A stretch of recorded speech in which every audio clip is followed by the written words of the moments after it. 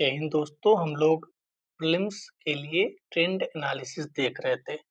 हम लोगों को आज इन्वायरमेंट एंड इकोलॉजी का ट्रेंड एनालिसिस देखना है।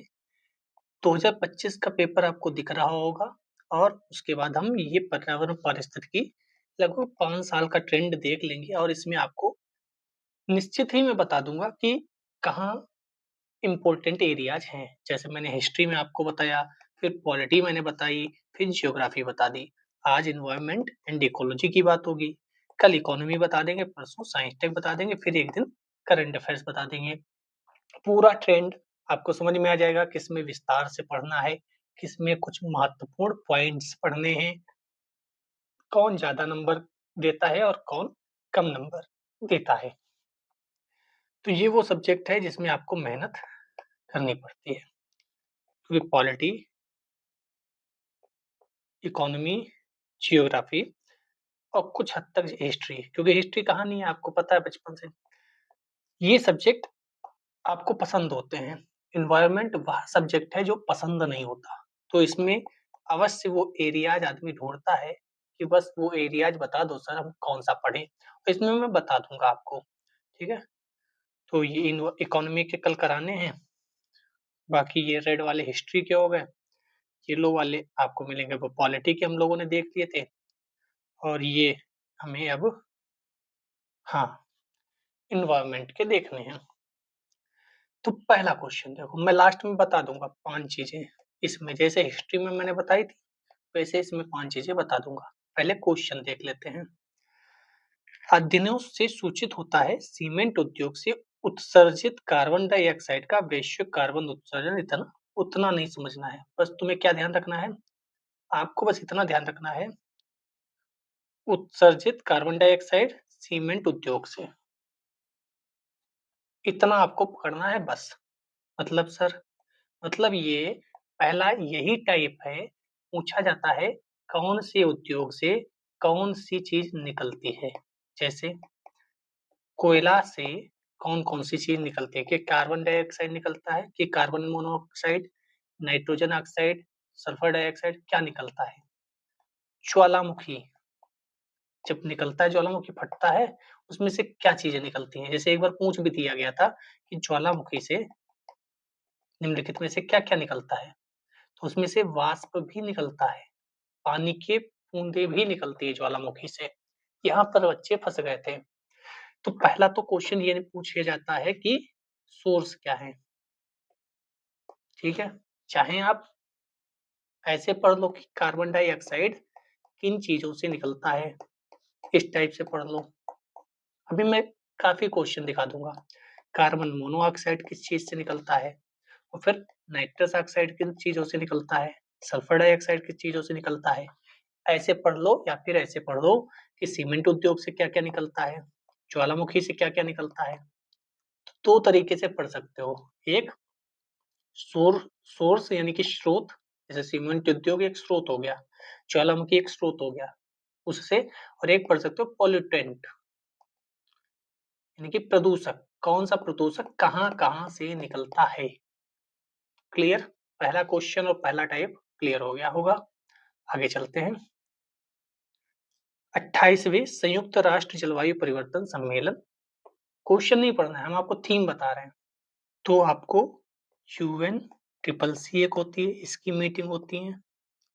एक आपको मिलेगा जैव विविधता, जैव विविधता, इसकी मीटिंग होगी। एक आपको मिलेगा मरुस्थलीकरण, इसकी मीटिंग होगी। इनकी मीटिंग्स होती हैं जिसको हम कोप बोलते हैं, कॉन्फ्रेंस ऑफ पार्टीज, ठीक है। 28 का मतलब है ये 28वीं बार मिले थे, मीटिंग 28वीं हुई थी। तो मैं आपको एक लाइन में बता दूंगा एक कहानी, जैसे मैंने हिस्ट्री में बताई, कहानी याद हो। कहानी शुरू होती है 1972 से, आपको शुरू करनी है। मेन कहानी शुरू होती है 1992 से, ब्राजील का रियो डी जेनेरियो स्थान है वहां से। यहाँ से कुछ चीजें निकलनी, जैसे यूएन ट्रिपल सी, जैसे एजेंडा 21, ऐसे जैव विविधता के लिए, ऐसे ही मरुस्थलीकरण के लिए। यहाँ चीजें सोच विचार कर कई चीजें शुरू की गई। इसके बाद जो चीजें निकली उनकी मीटिंग्स होती हैं। तो 1972 में सोचा गया था, शुरू हुआ 1992 से कि ये काम हम करेंगे। उनकी मीटिंग्स जो होती हैं उनसे क्वेश्चन बनते हैं। जैसे ही करंट अफेयर्स में आए, जब आप चैप्टर पढ़ोगे तो इन सब के बारे में पढ़ोगे। 1972 भी पढ़ोगे, फिर 1992 पढ़ोगे, फिर क्योटो प्रोटोकॉल पढ़ोगे, कार्टिजिना प्रोटोकॉल पढ़ोगे। प्रोटोकॉल मतलब जहाँ मीटिंग होती है उसी के नाम पर बोल देते हैं। ऐसे पेरिस 2015 में जो पेरिस क्लाइमेट चेंज हुई थी, डील हुई थी, 2030 तक एसटीजी गोल जहाँ से निकले थे। ठीक है? तो ये जो आप पहले स्टैटिक पढ़ोगे कि 1992 से आगे तक की कहानी, फिर करंट अफेयर्स में जो मीटिंग हो उसकी ध्यान रखिएगा। एक इस बार सऊदी अरब में हुई थी, एक बाकू में हुई थी, अज़रबैजान के बाकू में, आपने करंट अफेयर्स में पढ़ा होगा।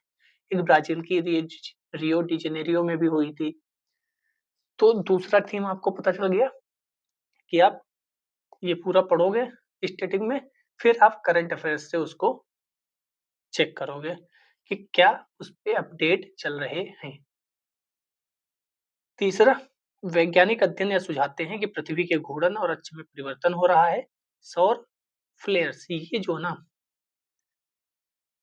हिम पिघलता जा रहा है, विषुवत वृत्त की ओर जाने की होती है, तो ये जियोग्राफी प्लस इन्वायरमेंट कह सकते हैं।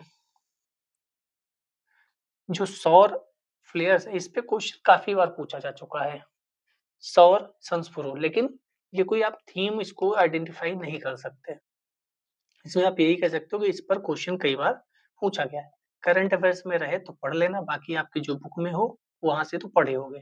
अभी हम लोगों ने दो ही थीम आइडेंटिफाई की हैं, एक वो प्रदूषक कहाँ से निकल रहा है, और दूसरा कोप जो हो रही है मीटिंग्स, वो 1992 से आप 2025 तक पढ़ोगे, फिर इसमें करंट अफेयर्स ऐड करोगे। ठीक है? और इसको 1972 से करेंगे तो और बेहतर होगा। सिर्फ करंट अफेयर्स से काम नहीं चलेगा। नाउ क्लाइमेट चेंज अपने आप में एक बड़ा टॉपिक है। आप जिस बुक से पढ़ रहे होंगे वहाँ एक चैप्टर होगा, क्लाइमेट चेंज बिल्कुल नहीं छोड़ के जाना है। 1 to 100 A to Z, छोटा से ऋण तक सब कुछ पढ़ना है। सॉरी, छोटा से ज्ञानी तक, ज्ञा से ज्ञानी तक सब कुछ पढ़ना है। जलवायु परिवर्तन, ये देखो पेरिस समझौता जो 2015 में हुआ उसी की मैं बात कर रहा हूँ। क्यों ये चर्चा में था? क्योंकि कुछ बड़े-बड़े देश हैं जो छोटी-छोटी गलतियाँ करते रहते हैं, उनकी वजह से ये चर्चा में आ जाता है। बाकी बड़े देश कौन है और इस समय कौन छोटी-छोटी गलतियाँ कर रहा है, ये आप जानते हैं। तो जलवायु परिवर्तन मतलब क्वेश्चन आना ही आना है। आई रिपीट, जलवायु परिवर्तन मतलब क्वेश्चन आना ही आना है। अगर कोई चैप्टर सबसे इम्पोर्टेंट है आपके एनवायरनमेंट, तो क्लाइमेट चेंज। अगर अभी हमने जो बात की वहाँ भी देखो तो यहाँ पे कौन सा था? यहाँ पे क्लाइमेट चेंज की ही बात हो रही थी। जलवायु परिवर्तन, क्लाइमेट चेंज। ठीक है? और यहाँ भी जलवायु परिवर्तन। तो जलवायु परिवर्तन is a big topic. Now निम्नलिखित में से किस एक ने एशिया और प्रशांत क्षेत्रों के लिए प्रकृति समाधान हित हब प्रारंभ किया है? Current affairs. करंट अफेयर्स में क्या हो रहा है एनवायरनमेंट में बहुत इंपॉर्टेंट है। करंट अफेयर्स बिल्कुल छोड़ के नहीं जाना है। स्टैटिक प्लस करंट, मैं तो 50-50% कहूंगा, दोनों का योगदान है। चाहे वह साइंस टेक हो चाहे इन्वायरमेंट हो, इन दोनों में करंट अफेयर्स की भूमिका बहुत ज्यादा रहेगी। आप इकोनॉमी भी जोड़ दोगे तो मैं अतिशयोक्ति नहीं कहूंगा। Current affairs is the main factor in environment and science and technology.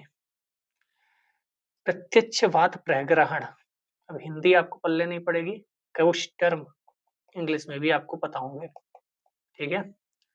जो मुझे जानते हैं वो जानते हैं, जो स्टार्टिंग से है कि मैं हिंदी का बहुत प्रशंसक हूँ, मुझे हिंदी बहुत प्रिय है, फिर भी मैं ये कहता हूँ कि भाई अगर यूपीएससी करनी है कुछ टर्म इंग्लिश में अवश्य याद रखो। प्रत्यक्षवात प्रग्रहण, वात मतलब होता है वायु, मुझे तो पता है, कितनों को पता है पता नहीं। प्रत्यक्ष डायरेक्ट, तो direct air capture, direct air capture. अब इसको प्रत्यक्षवात प्रग्रहण करोगे, प्रग्रहण में भटक जाओगे। जो नई उभरती प्रौद्योगिकी है, कथनों में से कौन सा सही है? अब प्रौद्योगिकी है, तुम कहोगे साइंस एंड टेक्नोलॉजी का है, लेकिन नहीं, ये आपके इन्वायरमेंट का है, क्योंकि इन्वायरमेंट में भी साइंस टेक आ सकता है। इससे कार्बन प्रत्यादन की विधि के रूप में प्लास्टिक उत्पादन हेतु बहुमूल्य प्रोग्राम संश्लिष्ट उपक्रम, मतलब मेन क्या है, करंट अफेयर्स।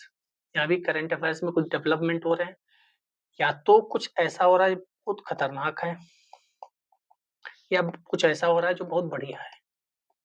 भाई क्लाइमेट चेंज में बहुत फायदा करेगा, चीजों को आसान कर देगा, कार्बन डाइऑक्साइड को खत्म कर देगा, मतलब ऐसी कुछ डेवलपमेंट्स हो रही हैं। तो आपके प्रीलिम्स में क्वेश्चन आ ही सकता है, आपको मेंस में भी लिखने के लिए वो आप लिख सकते हो, उदाहरण के तौर पर कि हम इसको यूज कर सकते हैं, या ऐसी चीजें आ रही हैं जिससे हम बचाव कर सकते हैं, वो सब मेंस में भी आप यूज करोगे। तो डायरेक्ट एयर कैप्चर, मतलब एयर से डायरेक्ट कैप्चर कर लो, जाने ही ना दो, ठीक है। तो ये इम्पोर्टेंट है, क्या, करंट अफेयर्स। ये आजकल बहुत पूछा जा रहा है, कोई भी एक जानवर या स्पीसीज का नाम दे देगा, उसके व्यवहार के बारे में। अब मैं तो ये कहूंगा कि आप कितने पढ़ोगे, मैं गारंटी के साथ कह सकता हूँ ये कुछ ही लोग पढ़े होंगे, नहीं पता होगा उन्हें, और फिर भी 3 चीजें दे दी तब तो पता ही नहीं पता होगा, क्योंकि करंट अफेयर्स में बहुत कुछ चर्चा में रहता है, आप कितना पढ़ोगे। तो मैं यहाँ जो बोलूंगा सच्चाई बोलूंगा, आप टेंशन मत लेना कि मैं बहका दूंगा या कुछ भी। आप जो भी करंट अफेयर्स की बुक कोई ना कोई तो फॉलो कर रहे होंगे किसी संस्थान की, जो भी करंट अफेयर्स की बुक फॉलो कर रहे हैं उस पे अडिग रहना, चक्कर में मत पड़ना। अब कोई देखेगा इसको, उस कॉपी में अपनी नहीं मिलेगा, परेशान हो जाएगा, हे भगवान क्या हो गया, बुक में नहीं मिलेगा तो कहेगा ये बुक ही बेकार है, इसमें तो कुछ मिल ही नहीं रहा। 90% कहीं नहीं मिलता करंट अफेयर्स। कई बार ऐसा पेपर आ जाता है कि 90% मिलेगा ही नहीं, कितनी भी बड़ी संस्थान की आप बुक ले लो।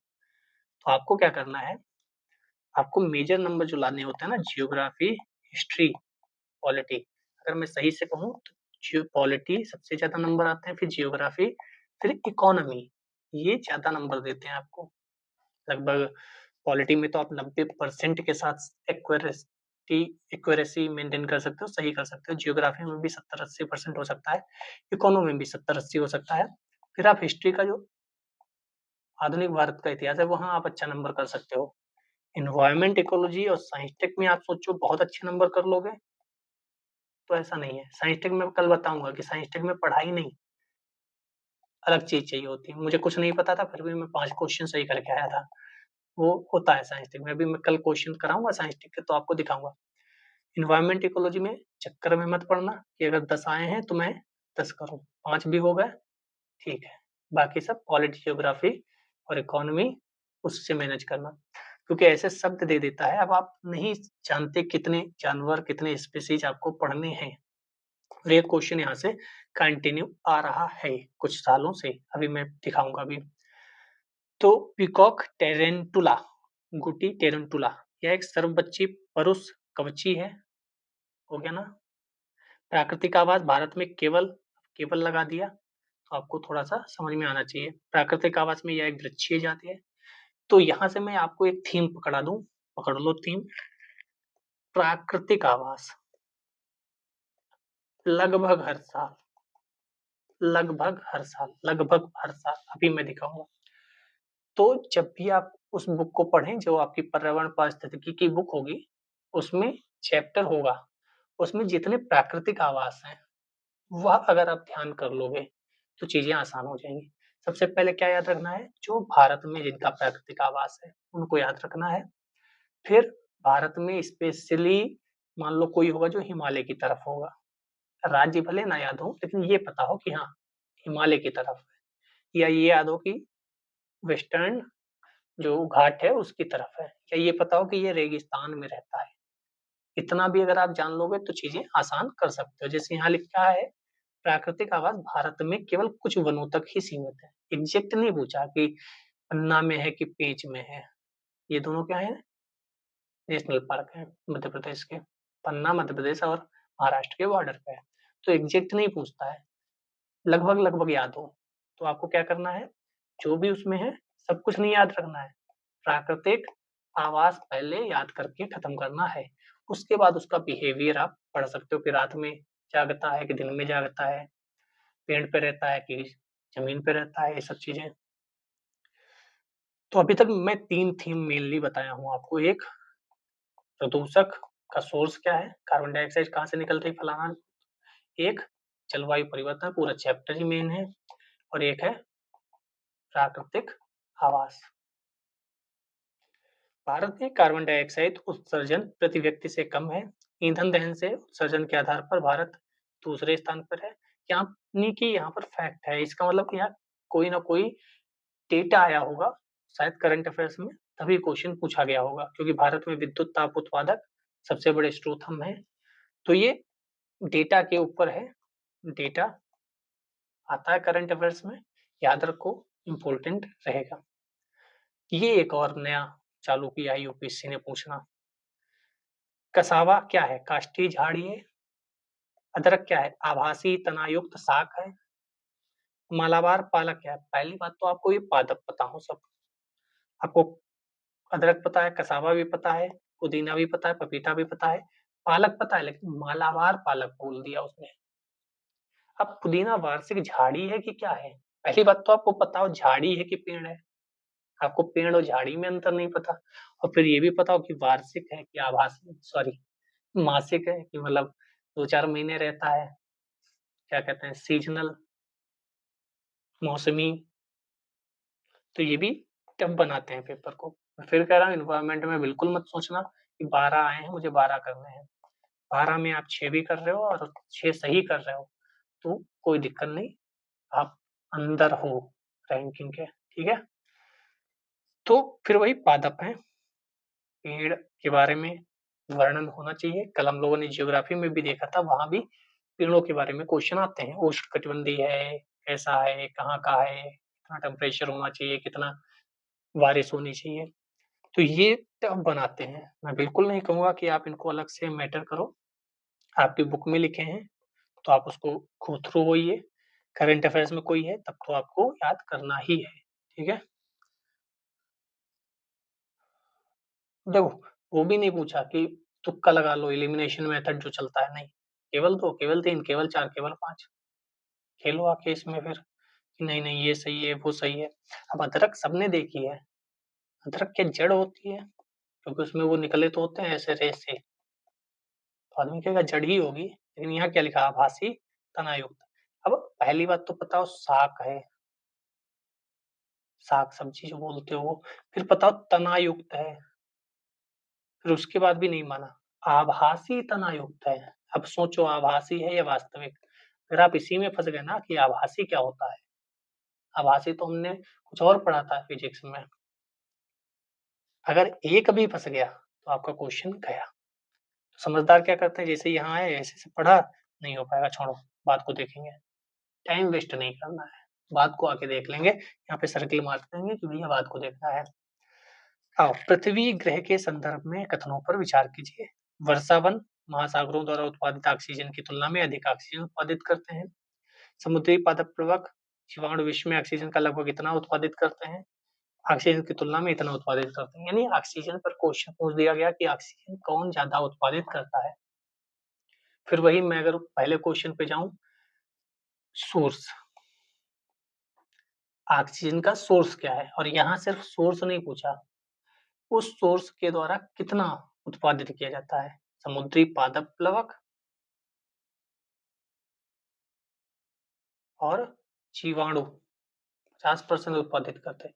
तो ये अपने आप में टफ क्वेश्चन था, लेकिन जब पेपर आया तो उसके बाद मुझे पता है कि इसमें एलिमिनेशन मेथड लगा के लोग, अब देखो यहाँ केवल 1 केवल 2 नहीं है, तो एलिमिनेशन मेथड लगाया जा सकता है। अगर आपके पास नॉलेज है तो आप सोच सकते हो कि यार ऐसा होता होगा, नहीं ऐसा नहीं होता होगा।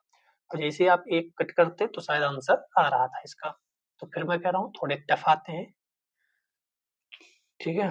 अब इसमें साइंस टेक है, ये कल देखेंगे, बाकी अभी हैं, ये 10 ही थोड़ी आते हैं। हम लोगों ने ग्रीन कलर यूज किया है, देखते रहिएगा ग्रीन कलर। ये सब हम लोगों ने जियोग्राफी पॉलिटी पढ़ लिया है। आप जा करके आसान है प्रीलिम्स उस सीरीज के नाम से जो चल रहा है ना, और जो टॉपिक जरूरी है 2 सीरीज प्रीलिम्स के लिए सेव कर लो और गो थ्रू होते रहिए करिए।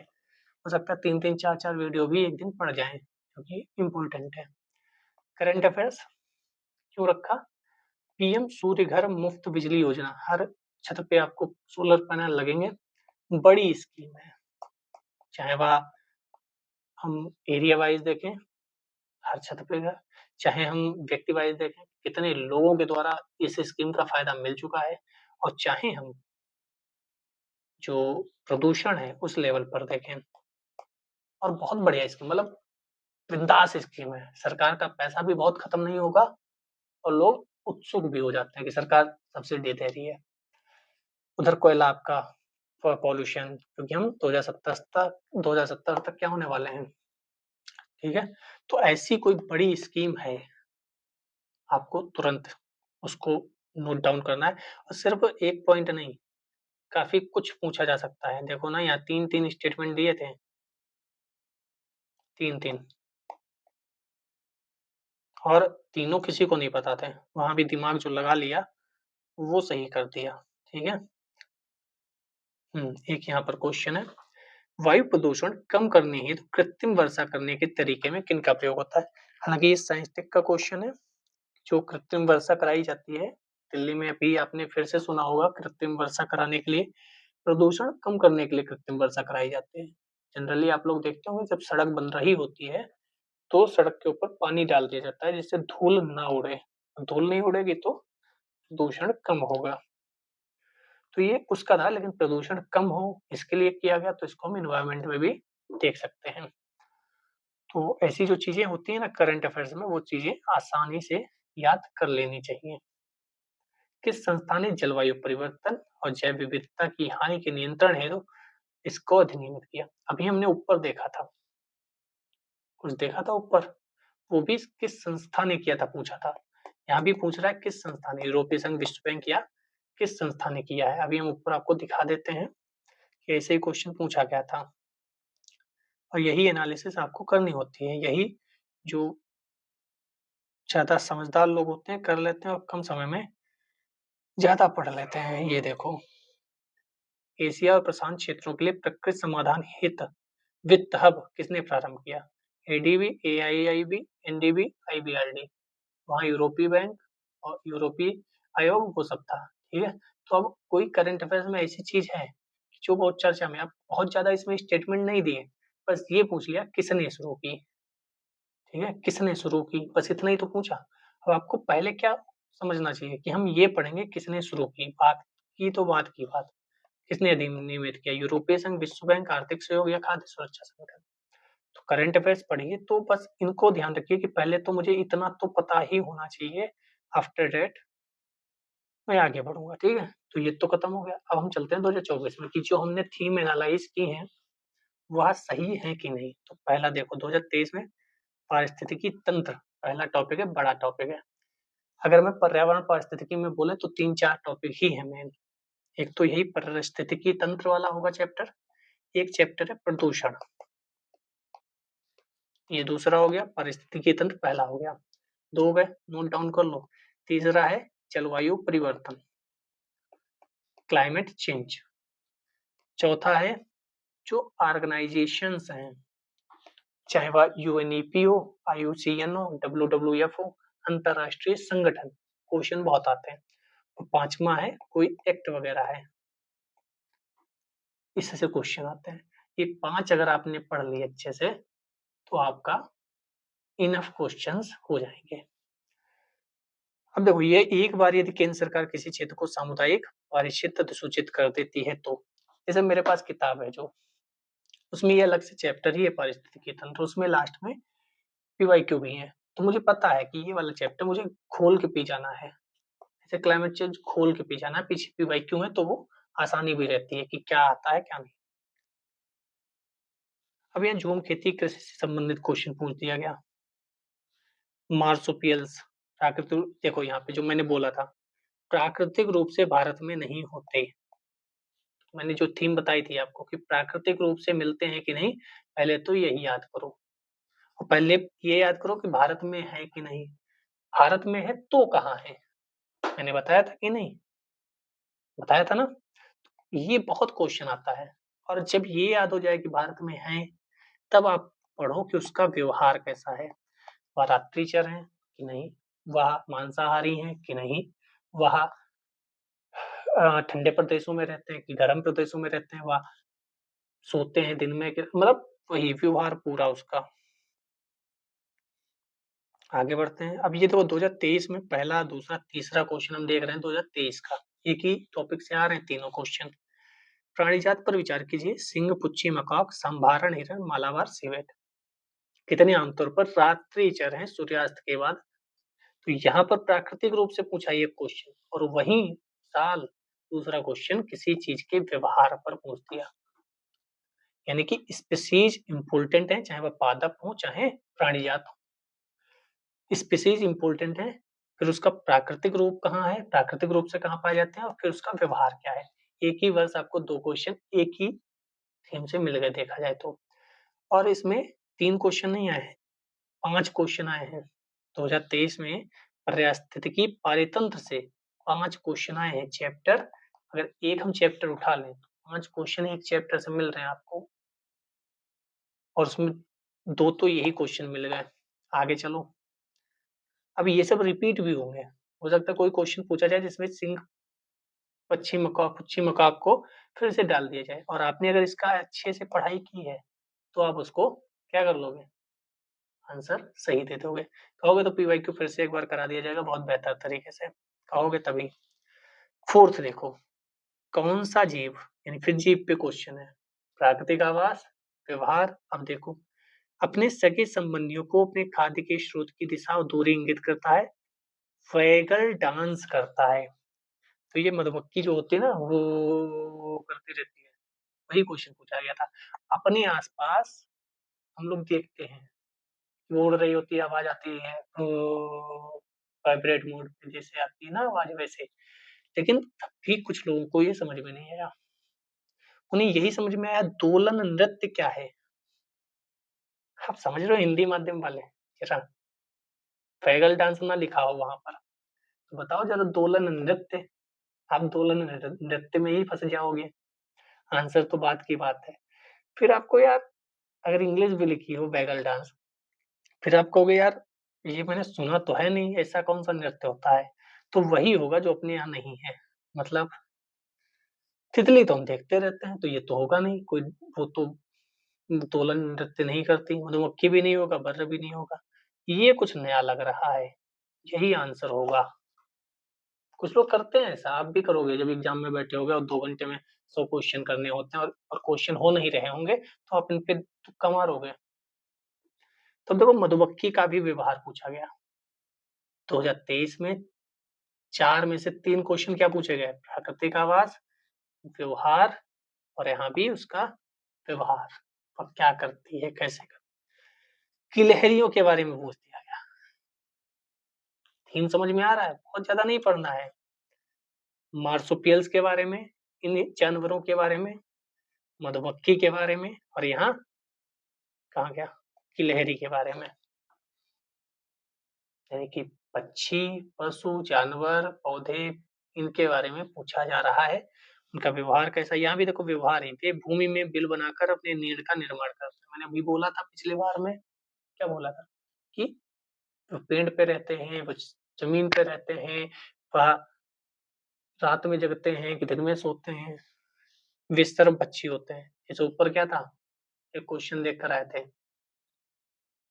कि वह सब मांसाहारी होते हैं कि शाकाहारी होते हैं, ये भी तो मैंने बताया था। तो आपको अब थीम समझ में आ रही होगी, जो रुके होंगे, जो चले गए वो तो चले गए।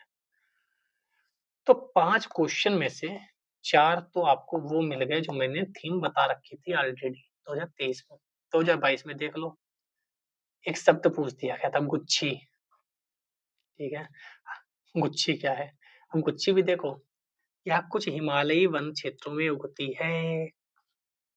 यानी कि फिर आवाज पूछा गया कहाँ उगती है, चाहे वह जानवर हो, कहाँ पाया जाता है, चाहे वह कवक हो, चाहे बैक्टीरिया हो, कहाँ पाया जाता है। ये लाइन तो सामने लगा दो, इन्वायरमेंट का मतलब कहाँ पाया जाता है। कुछ भी बोले कहाँ पाया जाता है, पहले दिमाग में यही आए, उसका आवास क्या है। फिर आगे की बातें कि उसकी वाणिज्यिक खेती होती है कि तलहटी में रहता है।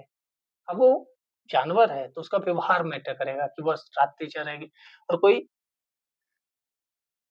कवक है या कोई पौधा है तो पौधा रात्रि चर थोड़ी देखोगे, पौधे में क्या देखोगे? पहली बात तो कहाँ उगता है, फिर देखेंगे कि वह टेम्परेचर कितना होगा, रेनफॉल कितना होगा, उसकी खेती कैसे होगी, वो थोड़ा-सा देख सकते हैं अगर है। नहीं अवेलेबल है तो हर चीज़ को आप गूगल करके मत देख लीजिएगा, वरना बहुत हो जाएगा। कौन-सा पक्षी नहीं है? फिर पक्षी, पौधा, जानवर वही, कौन-सा पक्षी नहीं है? 2022 है, 2 क्वेश्चन यहाँ हो गए, तीसरा यहाँ हो गया, चौथा यहाँ हो गया, 5वां यहाँ हो गया। 2022 में भी 5 क्वेश्चन, 2023 में भी 5 क्वेश्चन, 2021 में देख लो, 2021 में 3 क्वेश्चन, 2020 में 1 ही क्वेश्चन था। लेकिन 2021, 22, 23 में देखें तो इसकी बढ़ रही है चीज़ें। लेकिन यूपीएससी में ये है कि आप एक ही चीज़ ना पढ़ के जाओ, 5 पूछे गए, अगली बार 0 पूछ दिए जाएँगे।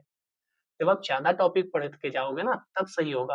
आप ये कह दो कि मैं बस यही पढ़ लूँगा एनवायरनमेंट में, बाकी छोड़ दूँगा, नहीं। आप जब एनवायरनमेंट इकोलॉजी जो ये चैप्टर है, क्लाइमेट चेंज है, प्रदूषण है, ऑर्गेनाइजेशन संगठन है और एक्ट है। ये 5 पढ़ के जाओगे, तब मैं कह सकता हूँ, इसके अलावा ना पढ़ोगे, कोई दिक्कत नहीं। बस करंट अफेयर्स। कुछ लोग कहेंगे इतना तो है ही, लेकिन आपको समझ में आ रहा है ना उस चैप्टर में क्या पढ़ना है। जैसे मैं पर्यावरण पारिस्थितिकी की अगर किताब दिखाऊँ, पूरा लाल, हरा, पीला भरा पड़ा है, बहुत हाइलाइट किया मैंने। कौन से नाइट्रोजन यौगिकीकरण पादप है? फिर पादप पौधा पूछा गया, पौधा पूछा गया।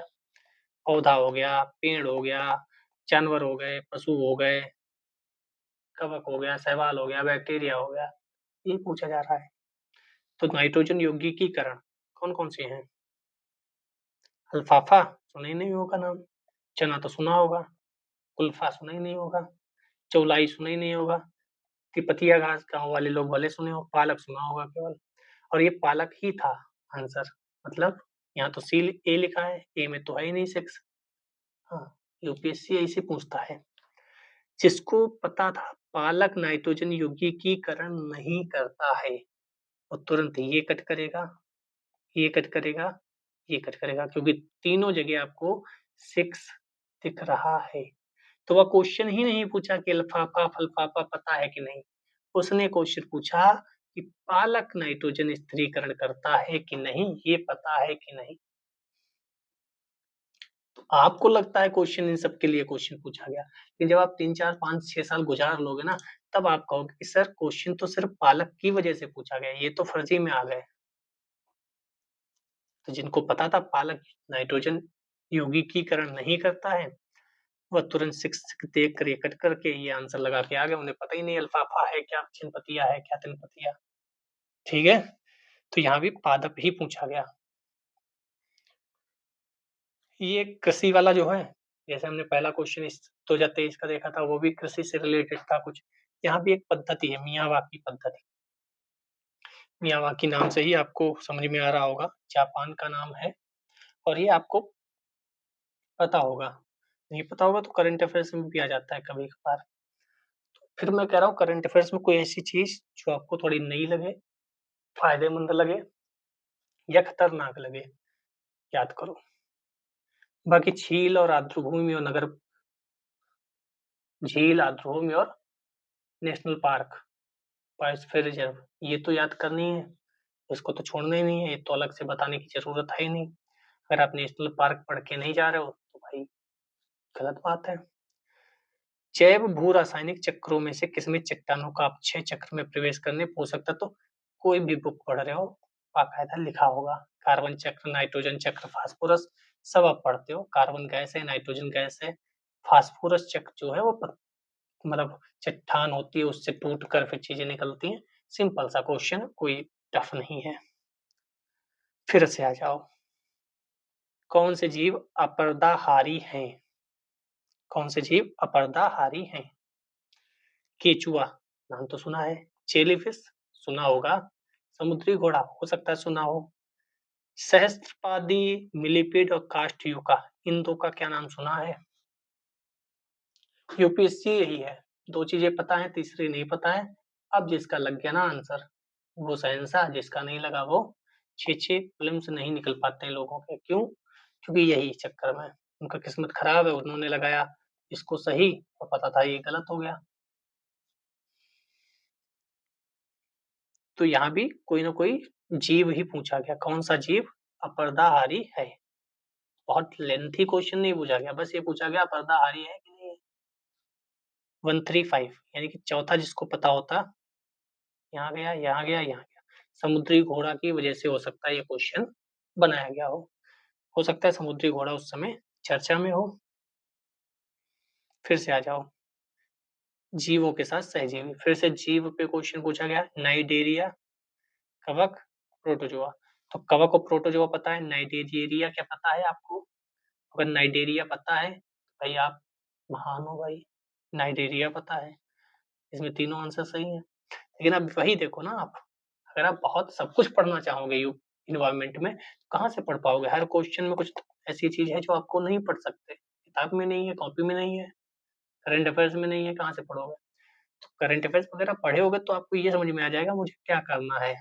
पीवाईक्यू इतनी सॉल्व करो कि आपको समझ में आए ये क्वेश्चन क्यों होगा, क्यों पूछा गया है, क्या इसका आंसर हो सकता है। कुछ ऐसे भी करके चीजें सही की जाती हैं। राष्ट्रीय उद्यान वगैरह पता ही होना चाहिए, कहाँ है, कौन सी नदी बहती है, सब कुछ। फिर वही कौन सा शेषाचलम जीव मंडल, वो सब तो पता ही होगा। पारतंत्र की डिफिनेशन कोई दिक्कत नहीं है, तो पता ही होगा। कार्बन चक्र, अभी ऊपर फास्फोरस चक्र पढ़ के आए थे, यहाँ कार्बन चक्र हो गया, तो कार्बन चक्र, फास्फोरस चक्र सब पता होने ही चाहिए। ये सब आसान है, पता ही होगा। ठीक है, अब हम चलते हैं कोई नया चैप्टर, जैव विविधता, बायोडाइवर्सिटी। मैंने जैव विविधता नहीं बताई थी क्या? पारिस्थितिकी, जैव विविधता, क्लाइमेट चेंज, प्रदूषण, ऑर्गेनाइजेशन एक्ट, करेंट अफेयर्स। ये आप पीछे करके सेव कर लेना।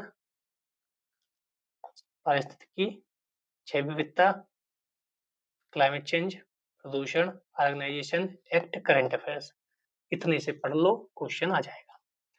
फिर से जीव आ गया, जैव विविधता में भी जीव, ऊपर वाले में भी जीव और पौधे वही मिल रहे थे। सिकाडा, फ्रॉगहॉपर और स्केटर क्या है? पहले तो यही पता हो ना क्या है, व्यवहार तो बात की बात, कहाँ पाए जाते बात की बात, पता हो कि ये जानवर है कि पक्षी है, पहले यही पता हो। तो ये क्या है? ये कीट थे, कीट थे। ऐसे क्वेश्चन रिपीट हुए हैं, रिपीट का मतलब ये थीम कई बार पूछी गई है। मछली कई बार पूछी गई कि ये क्या है, तो मछली है। कई बार पूछा ये क्या है, तो तितली है।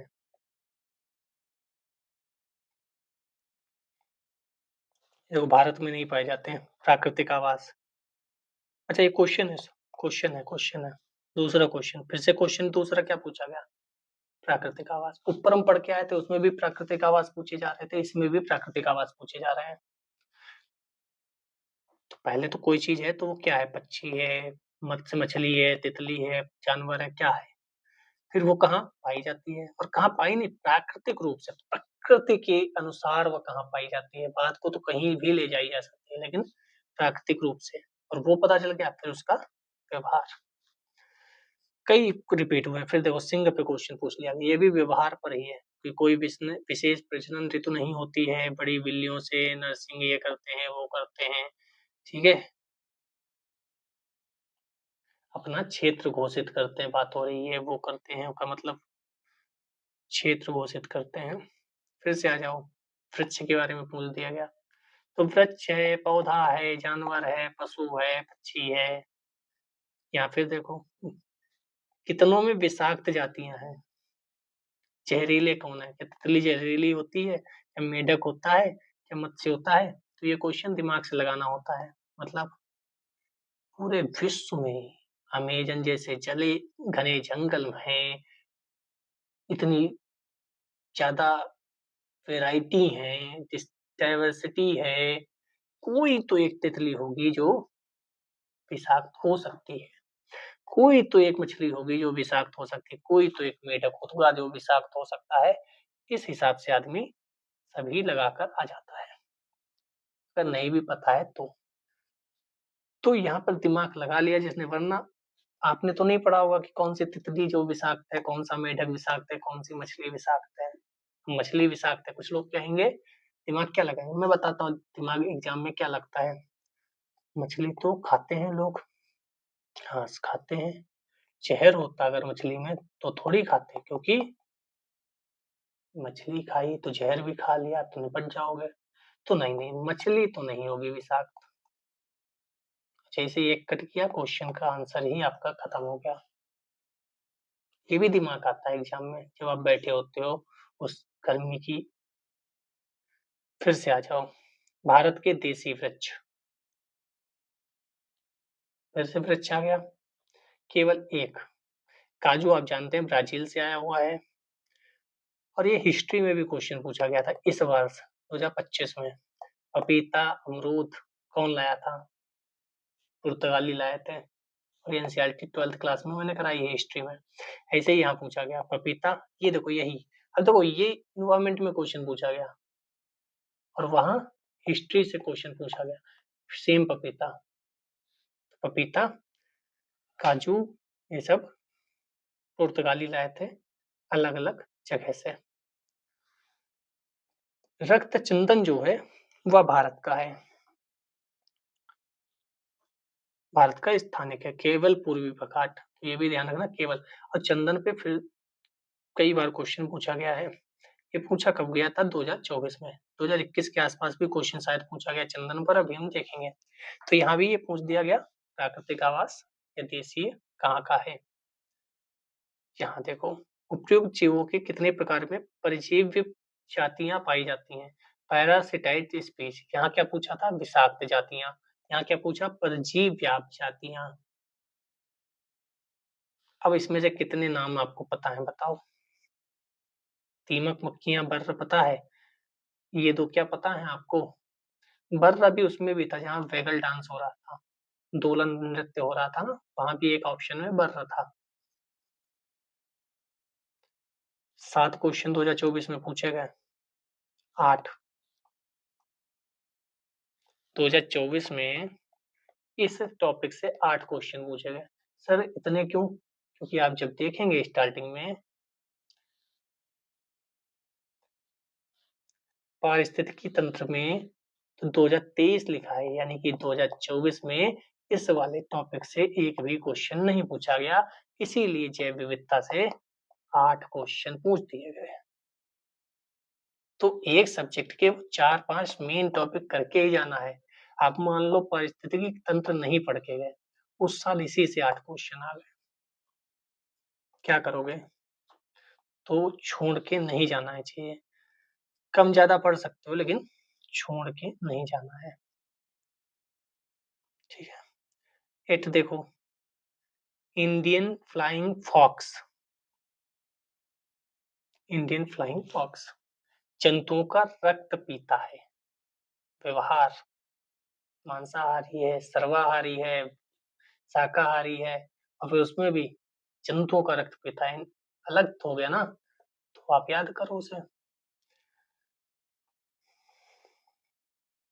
मशरूम पर क्वेश्चन, मशरूम पे क्वेश्चन, पालक पे क्वेश्चन, दीमक पे क्वेश्चन, केचुआ पे क्वेश्चन, मधुमक्खी पे क्वेश्चन, इन्हीं सब पे क्वेश्चन पूछे जा रहे हैं इन्वायरमेंट में। अब आ जाओ, मशरूम हो गया, ये तो थोड़ा सा सूक्ष्म जीव पर अलग से क्वेश्चन हो गया, हालांकि वो भी जीव है, सूक्ष्म जीव हो चाहे कोई हो। ये कह सकते हैं थोड़ा सा अपनी थीम जो हम लोग पढ़ रहे हैं इस टाइप की, प्राकृतिक आवास कहाँ पाए जाते हैं, व्यवहार क्या है, अच्छी है भी कि नहीं है, जहरीले हैं, क्या खाते हैं, क्या, इस टाइप के क्वेश्चन बहुत पूछे जाते हैं।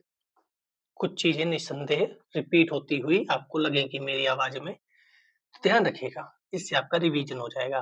जब आप इन्वायरमेंट पढ़ेंगे ना, तो ये क्लास याद आएगी। आप इसको रिपीट करके कुछ महीने बाद फिर से देख सकते हैं, 1 महीने बाद, जब आप भूलने लगो, जिससे आपका फोकस रहेगा मेन चीज पर कि क्या पढ़ना है। कौन से किसी वृक्ष लकड़ी के लट्ठे में बने चित्र में, फिर वही, कौन सा जानवर है? औरंग औरंगउटैन था ये। और इंग्लिश में ना पढ़ो, हिंदी में होगा। अरे यार, हिंदी में लिखा ही नहीं इन्होंने। उदबिलाव शायद कहते हैं इसे। नहीं, वो तो दूसरा है। मुझे लग रहा था एक ऑप्शन ये भी था। अब देखो पूरे दिमाग में था कि ऐसा कुछ शब्द सुना था मैंने, लेकिन मुझे अब याद ही नहीं था कि ये भी ऑप्शन में था। तो ये ओरंगुटैन जो था, वो ऐसा व्यवहार करता है कि एक लकड़ी के लट्ठे में छिद्र में हाँ, कट कठखोपड़ा या क कुछ ऐसे ही है नाम हिंदी में। आप लोग कमेंट कर दीजिएगा क्या है कठखोपड़ा या कुछ है। मतलब लकड़ी को काट कर उसको कुछ किया जाता है। छोड़ो, आप इस नाम को याद रखो ओरंगुटेन। आपको क्या थीम से मतलब है कि क्वेश्चन फिर वही कि जानवर वो क्या काम करता है, उसका व्यवहार क्या है। अब अगली बार हो सकता है उदबिलाव पे क्वेश्चन पूछते हैं, फिशिंग कैट पे क्वेश्चन पूछते हैं। फिशिंग कैट, मार्जार बिल्ली को ही कहते हैं, कैट को भी बिल्ली कहते हैं। मत्स्य मार्जार, इंटरेस्टिंग है ना, क्वेश्चन पूछा जा सकता है। बायोफिल्टर की भूमिका, ये तो करंट अफेयर्स में भी आप पढ़ सकते हो और अलग से भी आप पढ़ सकते हो। करंट अफेयर्स में ही होना चाहिए मुझे हिसाब से। जय प्रबंधन समितियां, नागोया प्रोटोकॉल जो मैंने बताया था 1992 से कहानी शुरू करोगे तो उसमें क्योटो प्रोटोकॉल मिलेगा, कोल्टेजेना प्रोटोकॉल मिलेगा, कार्टेजेना, नागोया प्रोटोकॉल मिलेगा। प्रोटोकॉल मतलब नागोया में जो मीटिंग हुई फिर जो निष्कर्ष निकला उसको बोलते हैं नागोया प्रोटोकॉल। पेरिस प्रोटोकॉल है, पेरिस समझौता। तो वो वही एक्ट के अंतर्गत आता है। एक्ट हो चाहे ये प्रोटोकॉल हो, ये तो क्वेश्चन आते हैं यहाँ से। तो नागोया कब हुआ था? 2002 के आसपास की कहानी है। 2022 में आए, फिर से आओ। वन्यजीव संरक्षण एकमात्र सरकार की संपत्ति है, तो एकमात्र पर ही आपको प्रश्न चिन्ह लगना चाहिए। ठीक है, ये तो सब आप पढ़ोगे, इसमें कुछ है नहीं। हाँ, मृदा विहीन सतह पर जीवित पाए जाने वाली की सर्वाधिक संभावना है कौन सा? तो इसमें लाइकेन नहीं था, था लाइकेन और मॉस था। तो ये भी वही। अब देखो ऊपर कवक पे क्वेश्चन पूछा गया था, तो मैंने बोला है पेड़ पौधे, हालांकि कहा गया है कि पेड़ पौधे कवक ये भी उसी कैटेगरी में कहीं ना कहीं आते हैं। तो जानवर पशु पक्षी ये मछली तितली ये सब आपको पढ़ने हैं। ठीक है, आहार श्रृंखला पढ़ ही लोगे, मतलब वो मैं नहीं बता रहा जो आप पढ़ ही चुके हो, पढ़ ही रहे होगे। मरु राष्ट्रीय उद्यान 2 जिलों में विस्तृत है। ग्रेट इंडियन बस्टर्ड का प्राकृतिक आवास है। तो ये प्राकृतिक आवास आपका पीछा नहीं छोड़ेगा। अगर आप प्राकृतिक आवास नहीं पढ़ रहे हो जो करंट अफेयर्स में उनका, तो आप बहुत दिक्कत कर रहे हो। ये देखो क्रांतिक बाग आवास के अंतर्गत सबसे बड़ा क्षेत्र कौन सा है? हाथियों पर भी क्वेश्चन पूछा गया, हाथियों के व्यवहार पे, शेर के व्यवहार पे, व्यवहार और प्राकृतिक बहुत इंपॉर्टेंट है। वन्य जीव पूछ बारहसिंगा पे पूछ दिया, हिरण पे पूछ दिया। यहाँ पर वही पूछा है बारबेट क्या है, ये मिनीवेट क्या है, क्या है, क्या है, फिर कहाँ पाए जाते हैं, फिर उनका व्यवहार क्या है। कहानी की तरह शेर पे क्वेश्चन, तो कुबड़ वाले ऊंट पे, गैंडा को एक ही में बना दिया। देखो सिर्फ भारत में पाया जाता है, प्राकृतिक रूप से भारत में, प्राकृतिक रूप से भारत में। कुछ प्रजातियां शाक बच्ची, यहाँ व्यवहार पूछ दिया गया, कच्छप का, मछली का। नेशनल पार्क पूछ दिया गया, अगस्त्यामलाई रिजर्व पूछ दिया गया। कहाँ पाए जाते हैं, फिर वही प्राकृतिक रूप से कहाँ पाए जाते हैं। मैं जो बोल रहा हूँ आप सुन रहे होंगे तो आपको समझ में आ गई होंगी चीजें। अगले टॉपिक पे चलते हैं। अगला टॉपिक होगा क्लाइमेट चेंज या प्रदूषण। 2011 तक के इसमें दिए हैं, ये मैंने आप लोगों को करा दिया है। साथ ही में है पर्यावरण प्रदूषण और क्लाइमेट चेंज।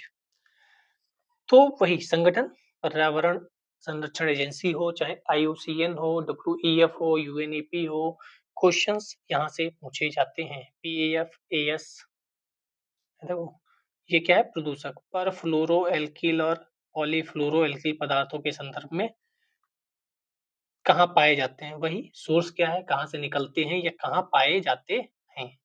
ठीक है, निम्नलिखित नहीं होते हैं, नहीं होते इसीलिए तो क्वेश्चन पूछा गया। हो जाते तो क्वेश्चन ही क्यों पूछा जाता। और नहीं होते हैं इसीलिए जंतुओं के शरीर में जैव संचय हो सकता है। तो ये थोड़ा सा आप कॉन्सेप्चुअल पढ़ोगे तो चीजें आसान भी लगेंगी। फिर वही देखो कितनों को बनाने में हाइड्रोफ्लोरोकार्बन प्रयुक्त होता है, एरोसॉल, अग्निदम, मंदक, वही कहाँ से निकलता है, यह क्या सोर्स है। कार्बन बाजार पे क्वेश्चन पूछ रहा ज्यादा था, करंट अफेयर्स में उस समय था। अभी भी कार्बन मार्केट जो है वो बहुत इंपॉर्टेंट है, आपको पढ़ना चाहिए। पारा, खनन गतिविधि विश्व में पारा प्रदूषण का स्रोत है। फिर से सोर्स पूछा गया। अभी तक आप प्राकृतिक आवास पढ़ रहे थे, व्यवहार पढ़ रहे थे, अब आप सोर्स पढ़ोगे बार बार। क्लाइमेट चेंज में ज्यादातर सोर्स पूछे जाते हैं। हरित हाइड्रोजन आंतरिक दहन में सीधे इस्तेमाल किया जा सकता है। तो हरित हाइड्रोजन चर्चा में था करंट अफेयर्स। हाइड्रोजन बस भी चल गई और वो नितिन गडकरी जी अपनी कार हाइड्रोजन वाली चला रहे थे। तो वहां से क्वेश्चन पूछा गया, क्योंकि यहाँ से जो निकलता था ना,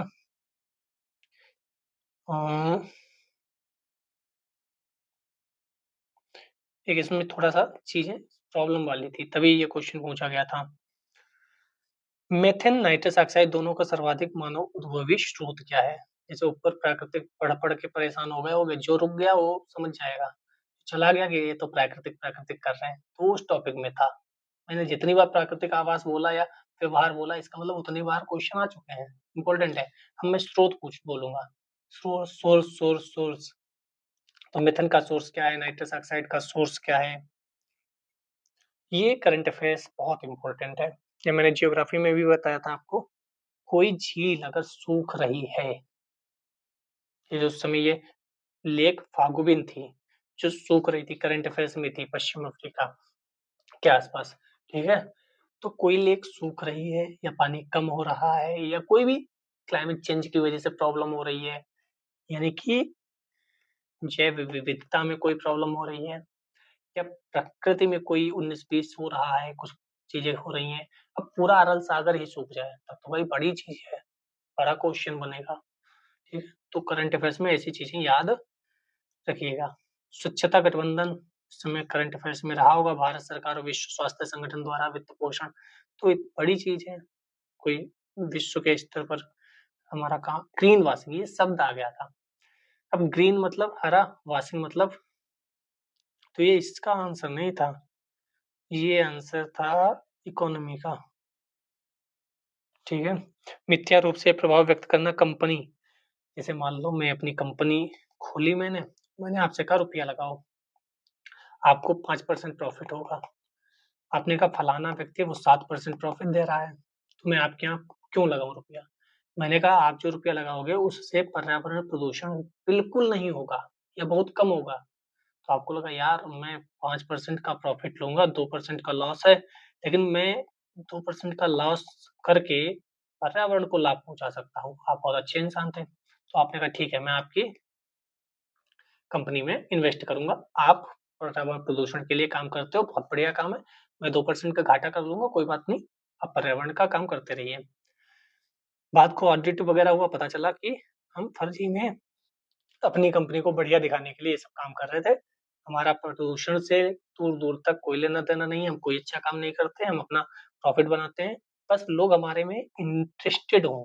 जैसे मैंने 5,000 करोड़ रुपया पैदा किया, मैं आया, मैंने कहा 3 दिन के लिए सारे कोर्स फ्री हैं। आपको कितने अच्छे सर हैं। मैंने कहा ये 100 बच्चे हैं जिनको मैंने 2-2 लाख रुपए की फीस दे दी है और ये मेरी तरफ से फ्री पढ़ेंगे। कितने अच्छे सर हैं। आप भूल गए कि मैंने यहाँ 5,000 करोड़ पैदा किए हैं। तो कई बार व्यक्ति अपने आप को अच्छा दिखाने के लिए, जैसे नेता होते हैं ना, कि नेता साहब ने कहा कि जहाँ भी दिक्कत होती है मैं वहां जाकर उनके साथ खड़ा रहता हूँ, उन्हें रुपयों की जरूरत है देता हूँ। मेरे घर पे कोई भी आता है चाय नाश्ता के नहीं जाता, बिना चाय नाश्ता के मिठाई के। मेरे यहाँ हर समय खाना बनता रहता है, कोई भी आए खाए पिए, एक धर्मशाला है, कोई भी आए सो जाए। आप लोग को लगेगा कितना बढ़िया आदमी है, देखो ना, अब वो उधर कितना रुपया छाप रहे हैं आपको नहीं पता है। समझ में आया? तो कंपनी के उत्पाद इको फ्रेंडली है, पर्यावरण रूप से उपयुक्त है, ऐसा कहकर खूब रुपया लेते हैं लेकिन काम नहीं करते। Climate action tracker current affairs में था, पढ़ लेना करंट अफेयर्स अच्छे से। डब्ल्यूएचओ कोई बात कह रहा है, कोई दिशा निर्देश दे रहा है, बहुत इंपॉर्टेंट होते हैं, पढ़ते रहिएगा। डब्ल्यूएचओ हो गया, डब्ल्यूटीओ हो गया, यूएनईपी हो गया, यूएन तो हो ही गया, यूएनडीपी होता है, डब्ल्यूडब्ल्यूएफ होता है, फाओ होता है, आईएमएफ होता है, वर्ल्ड बैंक होता है, एशियन डेवलपमेंट बैंक होता है, न्यू डेवलपमेंट बैंक होता है, मोस्ट इम्पोर्टेंट। आम्ल वर्षा किन की वजह से होती है? पढ़ ही लोगे, ये कोई थीम नहीं बताने को।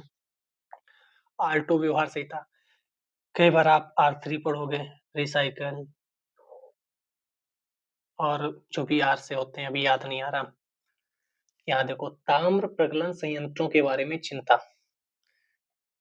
भारी धातुओं के निक्षालन होता है, प्रदूषक के रूप में होता है, सल्फर डाइऑक्साइड, कार्बन मोनोऑक्साइड निर्मुक्त होती है। तो वही कहीं ना कहीं सोर्स से रिलेटेड और भी थोड़ा अच्छे से कर दिया गया। यहाँ भी भट्टी तेल, फर्नेस ऑयल, तो प्रदूषण से रिलेटेड तो इम्पोर्टेंट है। अब ब्लू कार्बन क्या है? अब तो बहुत कार्बन आ गए, ब्लैक कार्बन, ब्लू कार्बन, ये कार्बन, वो कार्बन, टर्मिनोलॉजी इसमें भी पूछी जाती है कार्बन की जो है वो मेन रूप से। हम लोगों ने कल जियोग्राफी देखी थी, वहां कोयला से क्वेश्चन बहुत आए थे और यहाँ कार्बन से। वनोपन निवारक घोषणा, अब कोई डिक्लेरेशन हो रहा है, कोई मीटिंग हो रही है, तो current affairs is most important. हालांकि कई बार 2 साल पीछे का भी पूछ देते हैं, तो 2 साल पीछे का थोड़ी पढ़ने बैठोगे, सिंपल सी बात है। तो एक क्वेश्चन नहीं भी करोगे, क्या ही दिक्कत है। फिर वही समस्याओं के लिए उत्तरदायी माने जाने वाले मैग्नेटाइट कण के रूप में किससे उत्पन्न होते हैं? तो यहाँ मैग्नेटाइट कण पूछ लिया, कार्बन डाइऑक्साइड, हाइड्रोजन और वो सब नहीं, मैग्नेटाइट कण किससे निकलते हैं? तो स्रोत बहुत इंपॉर्टेंट है। बेंजीन किससे होता है? तंबाकू का धुआं, लकड़ी का जलना। यहाँ भी सोर्स पूछा गया। कार्बन के सामाजिक मूल्य पद का सर्वोत्तम वर्ण है, तो अलग चीज है, पढ़ ही लोगे। कार्बन पदचिह्न को घटाने के लिए किसका प्रयोग करना चाहिए? तो कार्बन जहां से निकलता होगा उसको कम करने के लिए क्या कर सकते हो, वो है इसमें कोयले की राख, आर्सेनिक, ये सब अंतर्विष्ट करते हैं भाई सोर्स। भारतीय कोयले में राख की अधिक मात्रा पाई जाती है। यस, अपने यहाँ कोयला बढ़िया नहीं मिलता है, इसलिए हम बाहर से मंगाते हैं, हम मतलब Bharat. Sulphur dioxide nitrogen oxide उत्सर्जित करता है, सोर्स। यस। आर्सेनिक सीसा पारद होते हैं। यस। अच्छा, मेघ विरलन तकनीक, तापन को कम करने के, ठीक है, कृत्रिम वर्षा वाला क्वेश्चन। तो कृत्रिम वर्षा यहाँ ऑप्शन में दिया है, तो वहाँ कृत्रिम वर्षा 2025 में क्वेश्चन पूछ लिया गया। ताप अपघटन, प्लाज्मा गैसीकरण, ठीक है। देखो यहाँ भी कई क्वेश्चन पूछे जा रहे हैं, देखो 8 क्वेश्चन, 8 नहीं 10 क्वेश्चन, ये देखो 10 क्वेश्चन किस वर्ष पूछे गए? 2019 में 10 क्वेश्चन क्लाइमेट चेंज और प्रदूषण से।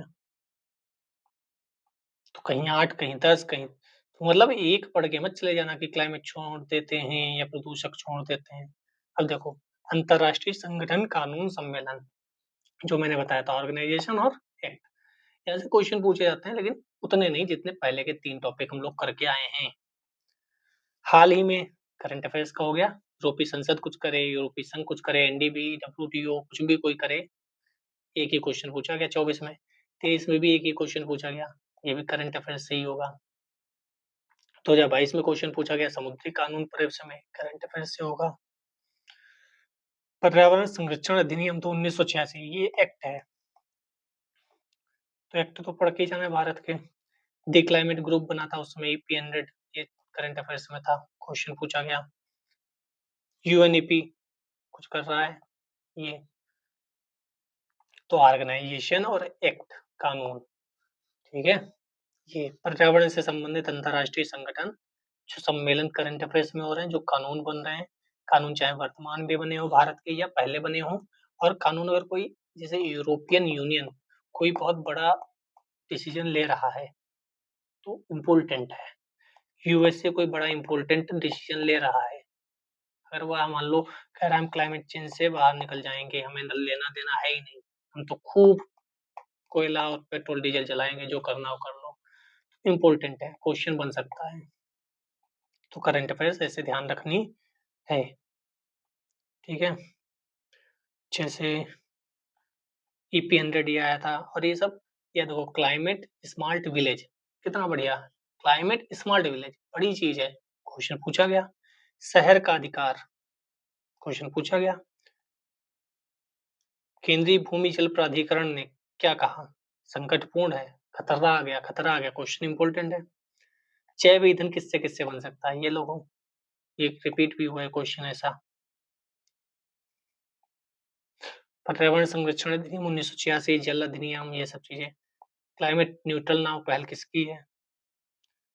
तो ऐसे भी क्वेश्चन पूछे गए हैं। और कौन-सा बचा टॉपिक अभी? लाइक कमेंट कर ही देते हो आप लोग, उसके लिए हम कहते नहीं हैं।